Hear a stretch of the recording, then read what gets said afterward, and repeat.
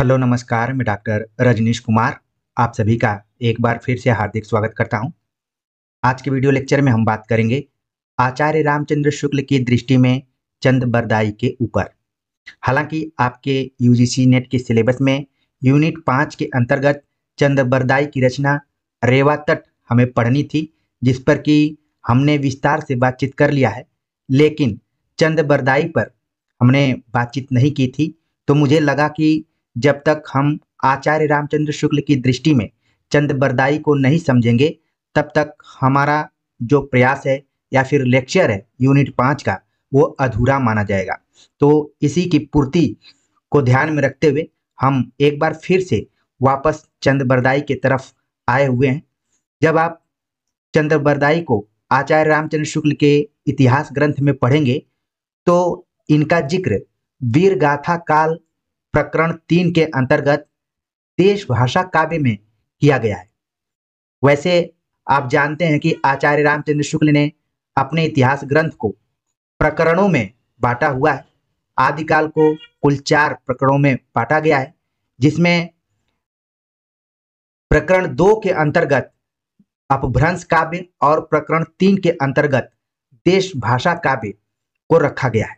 तो दोनों चीजों को आपने देख लिया कि एक तरफ शुक्ल जी ने अपभ्रंश काव्य की बात की है, तो दूसरी तरफ देश भाषा काव्य की भी बात की है। और चंद बरदाई को, जो कि हिंदी के प्रथम महाकवि और इनकी जो रचना पृथ्वीराज रासो है, हिंदी का प्रथम महाकाव्य कहलाता है, ये देश भाषा काव्य के अंतर्गत शामिल किए गए। तो अब चलते हैं, हम विस्तार से बातचीत करते हैं, जिससे कि आपको कई नए तथ्य देखने को मिल सकते हैं और चंद बरदाई से संबंधित बहुत सारी कहानियां आपके दिमाग में बैठ सकती हैं। जब आप आचार्य रामचंद्र शुक्ल का इतिहास ग्रंथ पढ़ेंगे तो उन्होंने चंद बरदाई को तीसरे नंबर पर प्रस्तुत किया है, यानी कि इनसे पहले 2 और कवि हैं जिन पर की बातचीत की है। चंद बरदाई को तीसरे नंबर पर रखा है और इनका जो जीवन काल है 1225 संवत 1249 तक है। अगर इसको हम सन में कन्वर्ट करें, बदलें, तो 1168 ईस्वी से लेकर 1192 ईस्वी के बीच में चंद बरदाई का समय निर्धारित होता है, यानी कि इन्होंने मात्र 24 वर्ष की आयु पाई थी। वैसे जब हम चंद बरदाई को पढ़ते हैं तो लगता है कि ये बहुत वृद्ध रहे होंगे। हमने भी अभी तक जितनी बार भी अलग अलग इतिहास ग्रंथों को पढ़ा, चंद बरदाई को पढ़ा, पृथ्वीराज रासो को पढ़ा, तो इस दृष्टि से पढ़ने का मौका नहीं मिला था।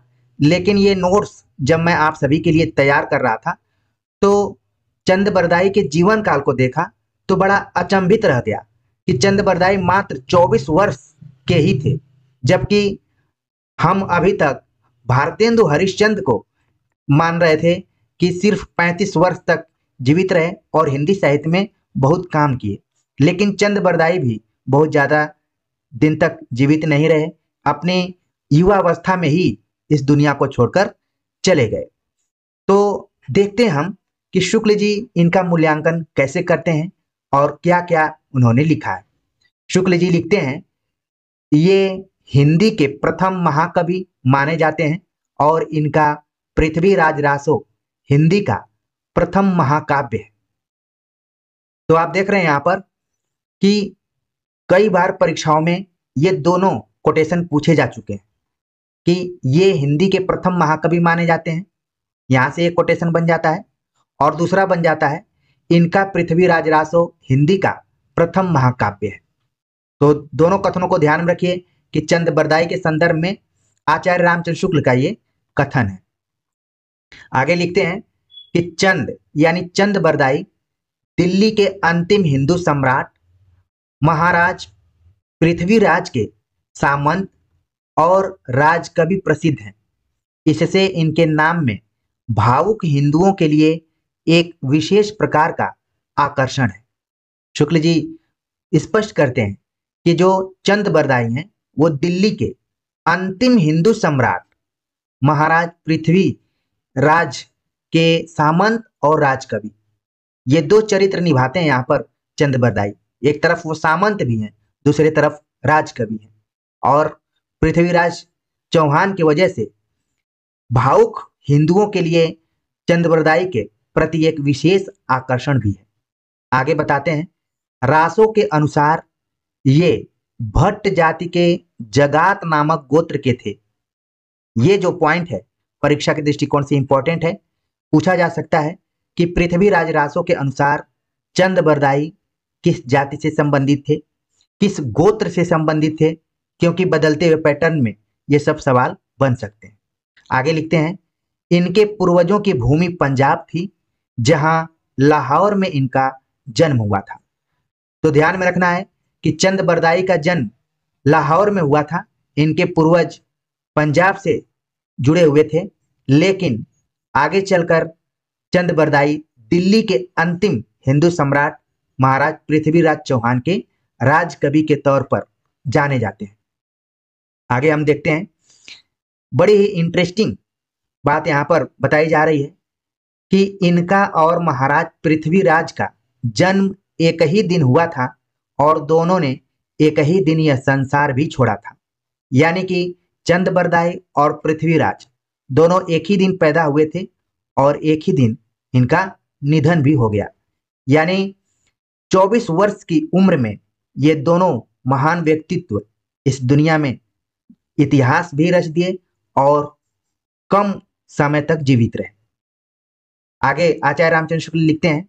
ये महाराज पृथ्वीराज के राजकवि ही नहीं, उनके सखा और सामंत भी थे, और ऊपर बताया गया कि राजकवि भी थे। तो ये तीनों चीजें आपको ध्यान में रखना है कि बहुत कम ऐसे कवि होते हैं जो किसी राजा के सखा भी हों, सामंत भी हों और साथ में राजकवि भी हों। अगला पॉइंट और महत्वपूर्ण है कि पृथ्वीराज चौहान के जो दरबारी कवि चंद बरदाई थे वो किन किन चीजों में पारंगत थे, किन किन विधाओं में पारंगत थे। वे षड्भाषा के जानकार थे, व्याकरण, काव्य, साहित्य, छंद शास्त्र, ज्योतिष, पुराण, नाटक आदि अनेक विधाओं में पारंगत थे। सवाल पूछा जा सकता है घुमा फिराकर कि निम्नलिखित में से चंद बरदाई किसमें पारंगत थे और किसमें नहीं थे। तो ध्यान में रखिए कि कुल 8 ऐसी विधाएं हैं, 8 ऐसे क्षेत्र हैं जिसमें कि पारंगत थे चंद बरदाई। षड्भाषा, व्याकरण, काव्य, साहित्य, छंद शास्त्र, ज्योतिष, पुराण, नाटक सभी विधाओं में पारंगत थे। इन्हें जालंधरी देवी का इष्ट था, जिसकी कृपा से ये अदृष्ट काव्य भी कर सकते थे। ये इंपॉर्टेंट पॉइंट है। पूछा जा सकता है कि चंद बरदाई के ऊपर किसका इष्ट था या फिर किसका प्रभाव था या फिर वरद हस्त था। तो जालंधरी देवी को ध्यान में रखना है आप सभी को। आगे आचार्य रामचंद्र शुक्ल लिखते हैं कि इनका जीवन पृथ्वीराज के जीवन के साथ ऐसा मिला जुला था कि अलग नहीं किया जा सकता। युद्ध में, आखेट में, सभा में, यात्रा में सदा महाराज के साथ रहते थे और जहां जो बातें होती थीं सब में सम्मिलित रहते थे। तो इस तरीके से आपने देखा कि चंद बरदाई और पृथ्वीराज का आपसी संबंध कैसा था। ऊपर बताया जा चुका है कि ये सखा भी हैं, सामंत भी हैं, राजकवि भी हैं, राजा भी हैं। लेकिन सबसे महत्वपूर्ण चीज बताई गई कि दोनों एक ही दिन पैदा हुए और एक ही दिन इस दुनिया को छोड़कर भी गए। तो ये बहुत कम देखने में मिलता है। फिर भी आपको ध्यान में रखना है कि चंद बरदाई और पृथ्वीराज आपस में इतने घुले मिले थे कि चाहे वो युद्ध का मैदान हो, चाहे शिकार का मैदान हो, चाहे मीटिंग हो, चाहे कहीं यात्रा हो, सब जगह एक साथ मौजूद रहते थे। 24 घंटे एक दूसरे के साथ रहते थे। तो इस छोटे से वीडियो लेक्चर में आपने पृथ्वीराज चौहान और चंद बरदाई, खासतौर से चंद बरदाई के संदर्भ में कई नए तथ्यों से परिचय प्राप्त किया होगा और कुछ कथनों से भी परिचित हुए होंगे जो कि अक्सर परीक्षाओं में पूछे जाते हैं। तो मुझे उम्मीद है कि आज का ये लेक्चर आप सभी को अच्छा लगा होगा। कमेंट्स कर जरूर बताइएगा। आगे हम आपके सिलेबस के अनुसार अन्य और जो भी महत्वपूर्ण टॉपिक्स हैं उन पर लगातार बातचीत करेंगे। इसलिए अपनी तैयारी को जारी रखिए और निश्चिंत तरीके से तैयारी कीजिए। निश्चित तौर पर आप यूजीसी नेट में क्वालिफाई होंगे और अगर आप प्रवक्ता असिस्टेंट प्रोफेसर्स की तैयारी कर रहे हो तो उसमें भी सफलता मिलेगी। तो मिलते हैं एक नए टॉपिक के साथ, तब तक के लिए नमस्कार।